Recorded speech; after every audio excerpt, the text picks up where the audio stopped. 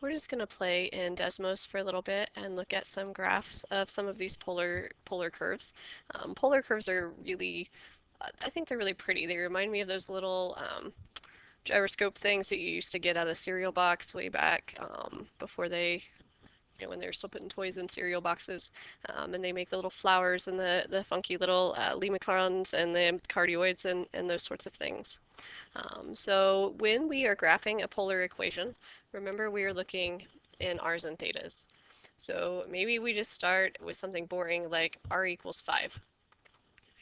So that means the radius is always 5 no matter what theta is, and so we have a circle there.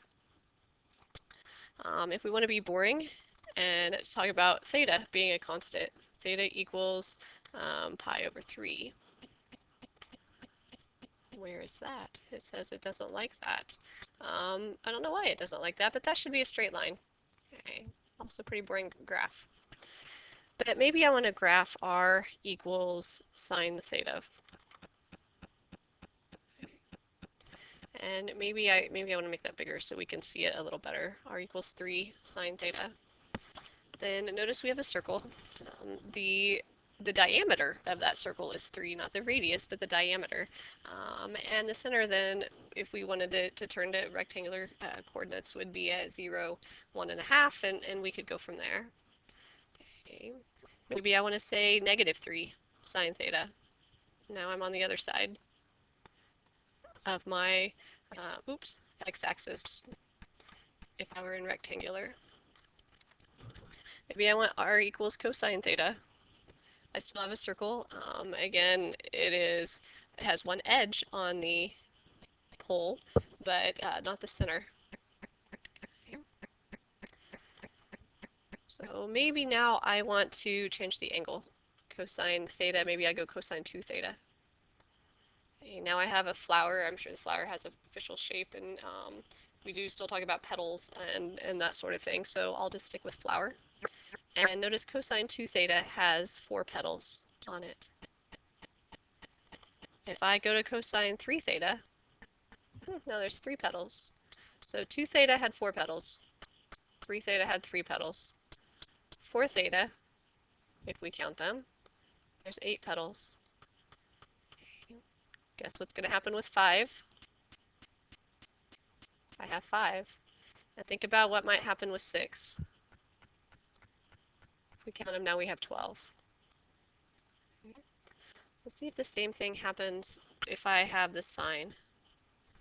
I do, and I don't know if you noticed what happened there, so let me put this back. 3 cosine of 6 theta. Okay. The green one is here, blue one is there.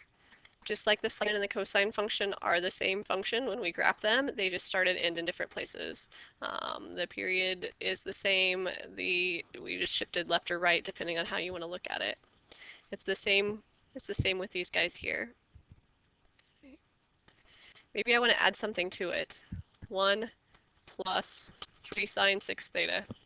Ooh, now we've got flowers with different size petals. Maybe I put a minus sign there. Maybe I want fewer petals. Okay, still 4. What happens if I put 3 theta there? Now the petals are inside the petals.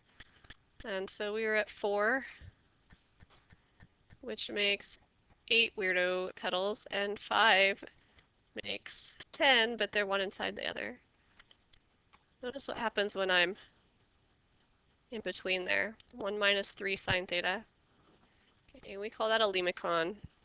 Some people might not use a hard C on that. Okay. If there's no actual loop-to-loop, okay, loop-to-loop, no loop-to-loop. Okay, official mathematical terms, loop-to-loop. Okay, if it just looks like, I'm going to say a heart, some of you would see something else there, we call that a cardioid. Okay. So these guys are kind of fun to look at and to play with. And again, maybe like that. Ooh, that's a really big loop that we can't see. Maybe that's a 21. But you're not going to be asked to graph these by hand. And anyone going into a calculus class will at some point find things like, let's find where the tangent lines are horizontal. So here and here, down here inside that loop, down here at the bottom. Okay, maybe I want vertical tangent lines on the sides. Maybe I have both of these. Oh, I don't wanted that. Let's go back to 1 and 3 and zoom back in. And maybe make fewer petals on that, or just one circle. We can talk about finding points of intersection, which uses the same skills that we've learned in college algebra before. You set the equations equal to each other and solve. But then there's also an issue that happens right here at the pole. Okay. And I thought our author asked for some of those, but when I flipped through the exercises, I either read too fast or they weren't in there. Maybe they're in a different section. But again, these are the kinds of things I just want you to see and visualize so you know what these graphs look like. But you're not going to be asked to graph one by hand on your last test. I might just, for token points, ask you to sketch a graph and label some points looking at your calculator, but I'm not sure that I'll even necessarily go there. Okay. So if you have questions about the hows and whys or different anything from this section, please let me know. But other than showing those 3 or 4 graphs from the exercises on your homework problems, that's really all we're going to worry about.